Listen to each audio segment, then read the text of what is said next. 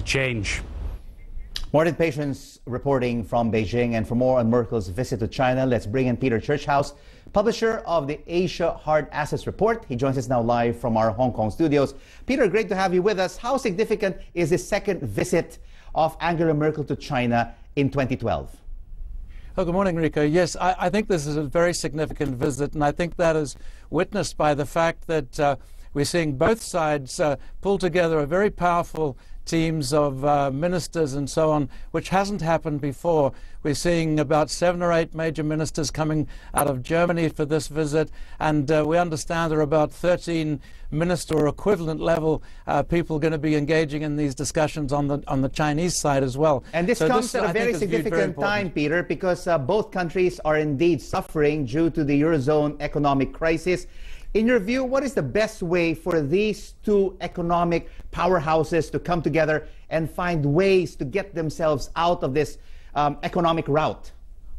Well, I think the first one is really to try and engage China's support in whatever program comes out of the ECB next week on their bond buying program. And that has to be seen as being a very credible program that's going to work. And to elicit China's support in that program, I think may be a significant feature of these discussions. But beyond that, I think it will be to broaden trade. Already Germany is running a trade surplus with China, which is, I think, the only major European country that is doing that. The rest of Europe is a huge trade deficit. So I think those sorts of features will be the key to this mission. What kind of support do you think will the Chinese give this European bond buying program next week?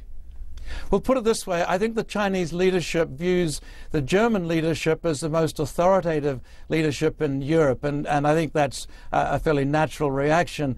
If Germany stands behind whatever program comes out of the ECB next week, I think the Chinese will probably go along with that. If Germany backs it, I think the Chinese will probably support it as well, perhaps with the use of buying bonds themselves through their sovereign wealth funds or whatever may be required in that sense. And I think if America gets behind this as well, I think you'll see China coming to the party. And briefly, Peter, before we let you go, what are your expectations for the Chinese economy? It just expanded by 7.6% in the last quarter, and the recent economic data is showing that it's continuing to slow down.